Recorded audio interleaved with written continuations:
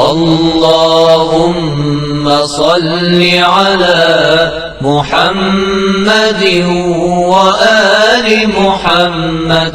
بسم اللہ الرحمن الرحیم، الحمدللہ رب العالمین والصلاة والسلام علی محمد وآلہ الطاہرین۔ ناظرین کرام السلام علیکم۔ ہم آپ کے سامنے پچھلے 2 ایپیسوڈ میں سورہ حمد کی 4 آیتوں کی مختصر طور پر تفسیر بیان کر چکے ہیں۔ آج باقی 3 آیتوں کی تفسیر آپ کے سامنے بیان کریں گے اور انشاءاللہ 3 ایپیسوڈ میں ہماری تفسیر مکمل ہو جائے گی۔ ایاک نعبد و ایاک نستعین، یعنی اے پروردگار ہم صرف تیری عبادت کرتے ہیں اور صرف تجھ سے مدد مانگتے ہیں۔ آپ دیکھ رہے ہیں کہ یہاں پر آ کر کے انداز گفتگو بالکل بدل گیا ہے۔ ابھی تک کہ بندہ خداوند عالم کی تعریف کر رہا تھا، اپنے معبود کی حمد و ثنا کر رہا تھا، اس کی صفات بیان کر رہا تھا، اس کے رحمان اور رحیم ہونے کا ذکر کر رہا تھا، لیکن اب ڈائریکٹ یہاں پر خداوند عالم سے خطاب کر رہا ہے۔ ایسا محسوس ہوتا ہے کہ جیسے خدا کی بارگاہ میں حاضر ہونے کے آداب بجا لانے کے بعد، خدا کی حمد و ثنا کرنے کے بعد اب وہ اس مقام پر پہنچ گیا ہے کہ خداوند عالم سے گفتگو کر سکتا ہے کہ اے خدا ہم صرف تیری عبادت کرتے ہیں اور صرف تجھ سے مدد مانگتے ہیں۔ ہمیں نہ کسی کے سامنے سر جھکانا ہے، نہ کسی دوسرے سے مدد مانگنا ہے۔ اب تو ہو سکتا ہے کہ کسی کے سامنے سوال پیدا ہو کہ نہیں، مدد تو ہم دوسرے لوگوں سے بھی مانگتے ہیں۔ ہمارے سامنے کوئی بھی مشکل پیش آتی ہے، کوئی ضرورت آتی ہے، ہم دوسروں سے مدد مانگ لیتے ہیں۔ کبھی کسی سے کچھ پیسہ ادھار لے لیا، کبھی کسی سے کوئی دوسری مدد مانگ لی، تو مدد تو ہم مانگتے رہتے ہیں۔ لیکن اس کا جواب واضح ہے، اور وہ یہ ہے کہ یہ صحیح ہے کہ ہم خداوند عالم نے ہماری یہ زندگی ایسی بنائی ہے کہ ہم لوگوں سے مدد مانگیں، لیکن اس کے باوجود بھی ہمارے ذہن میں یہ بات رہتی ہے، ہمیں یہ معلوم ہے کہ لوگ جو کچھ بھی دیں گے یہ اپنی طرف سے نہیں دیں گے، یہ خدا کی دی ہوئی نعمتوں میں سے ہی ہماری مدد کریں گے۔ لہٰذا دراصل ہم جب ان سے مدد مانگ بھی رہے ہیں تو ہم کو یہ معلوم ہے کہ یہ خدا کی مدد پہنچانے کا ذریعہ ہیں، صرف ہم تک کہ یہ خدا کی مدد کو پہنچا رہے ہیں۔ یہ اسباب ہیں اور خداوند عالم مسبب الاسباب ہے۔ یہ جتنے بھی راستے ہیں، جتنے بھی طریقے ہیں ہماری مدد کے، ان سب کو در حقیقت خداوند عالم فراہم کرتا ہے، اور ہم جب کسی سے مدد مانگتے بھی ہیں تو یہی سمجھ کر کے مانگ رہے ہیں کہ وہ خداوند عالم کی مدد پہنچانے کا ایک ذریعہ ہے کہ جس سے ہم کوئی مطالبہ کر رہے ہیں۔ لہٰذا اصل مدد ہم خدا سے ہی مانگ رہے ہیں۔ اسی طرح سے عبادت بھی صرف خدا کی کرتے ہیں۔ اسی طرح سے تعظیم میں اور عبادت میں بھی فرق ہوتا ہے۔ تعظیم تو ہم بہت سارے لوگوں کی کرتے ہیں، ہم والدین کا احترام کرتے ہیں، والدین کی تعظیم کرتے ہیں، استاد کی تعظیم کرتے ہیں، کبھی کسی کی تعظیم میں کھڑے ہو جاتے ہیں۔ اس سب کو عبادت نہیں کہا جاتا ہے، کیونکہ عبادت اس خاص تعظیم کو کہا جاتا ہے کہ جو کسی کو خدا یا اس کے جیسا مانتے ہوئے کی جائے، اور واضح سی بات ہے کہ ہم اس طرح سے کسی کی بھی تعظیم نہیں کرتے ہیں۔ اگلی آیت ہے اہدنا الصراط المستقیم۔ علامہ جوادی نے اس کا ترجمہ اس طرح سے کیا ہے کہ ہم کو سیدھے راستے کی ہدایت فرماتا رہے۔ اس ترجمے کے ذریعے انہوں نے پیغام دینا چاہا ہے کہ ہدایت کا راستہ کوئی ایسا راستہ نہیں ہے کہ جہاں پر ہمیں صرف ایک بار ہم اس راستے پر آ گئے اور پھر اب ہمارے گمراہ ہونے کا کوئی امکان نہیں رہتا ہے، ہمارے گمراہ ہونے کا اب کوئی چانس نہیں ہے۔ نہیں، ایسا نہیں ہے، بلکہ سچائی کا راستہ وہ ہے کہ جس پر آدمی کو بھٹکنے کی بہرحال گنجائش رہتی ہے۔ ہو سکتا ہے وہ کبھی بھٹک جائے، اس لیے اسے ہر لمحہ خداوند عالم سے دعا کرنے کی ضرورت ہے۔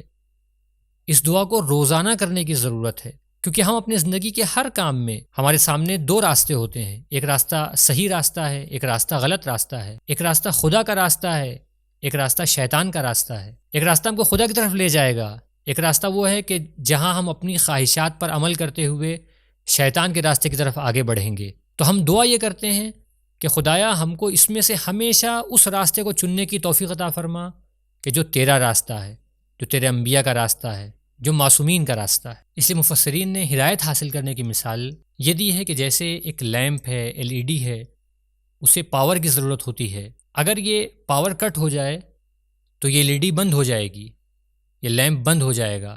جب تک کہ اسے چلنا ہے تب تک اسے اس پاور کی ضرورت ہے۔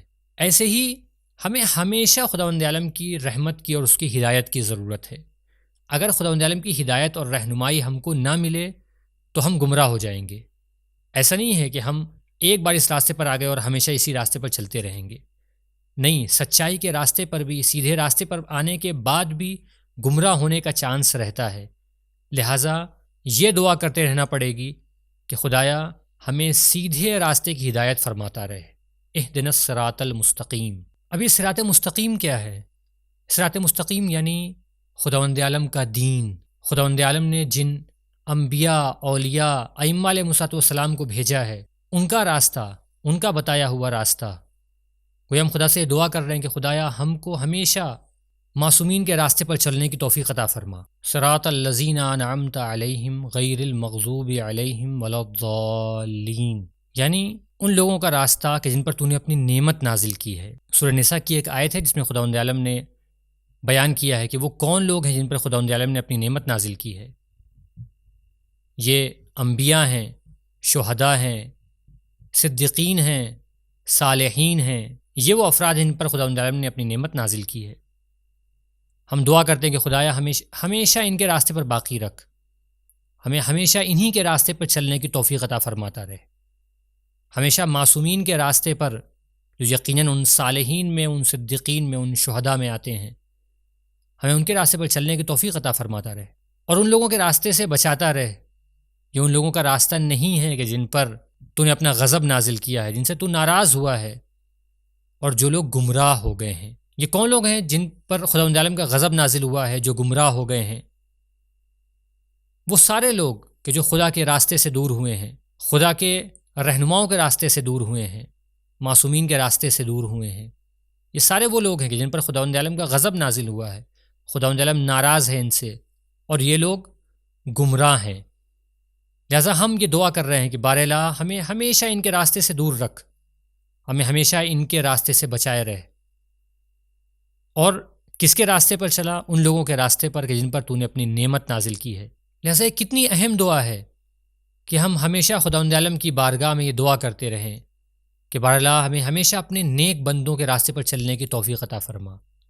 اور اس سے ہمیں یہ بھی معلوم ہوتا ہے کہ نیک بندوں کو پہچاننا، ان سے محبت کرنا کتنا ضروری ہے کہ خداوند عالم نے اپنے اس اہم سورے میں اس کا ذکر کیا ہے، اس محبت کا ذکر کیا ہے، اس رہنمائی کا ذکر کیا ہے، ان کے راستے پر چلنے کی توفیق کی دعا مانگنے کا ذکر کیا ہے۔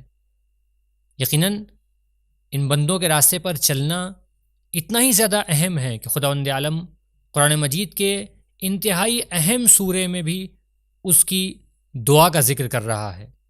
تو یہ تھی آپ کے سامنے سورہ حمد کی مختصر تفسیر۔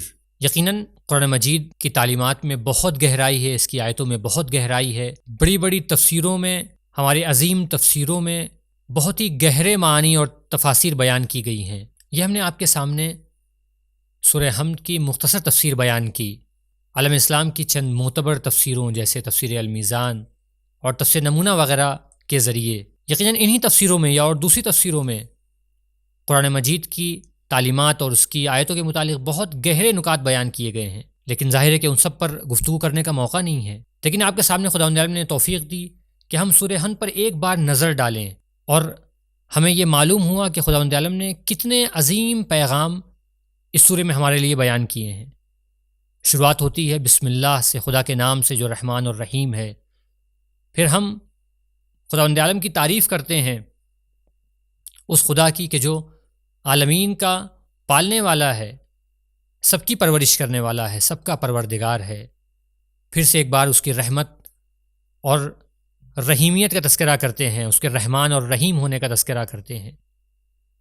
پھر قیامت کا ذکر ہے، اور اس بات کا ذکر ہے کہ خداوند عالم قیامت کے دن کا مالک ہے۔ یہاں پر آپ کے سامنے عرض کیا تھا کہ یہ خوف اور خداوند عالم کی رحمت سے امید دونوں کو اکٹھا کیا گیا ہے انہی دو آیتوں میں۔ پھر اس کے فوراً بعد بندہ خداوند عالم سے مخاطب ہوتا ہے اور کہتا ہے کہ خدایا ہم صرف تیری عبادت کرتے ہیں اور صرف تجھ سے مدد مانگتے ہیں۔ اس کے بعد نیک راستے پر چلنے کے لیے دعا کی جاتی ہے، اور بندہ یہ ظاہر کرتا ہے کہ اسے کتنی محبت ہے خداوند عالم کے اس نیک راستے سے کہ جس پر چلنے کا اس سے مطالبہ کیا گیا ہے، جس پر چلنے کے لیے خداوند عالم نے اس سے کہا ہے۔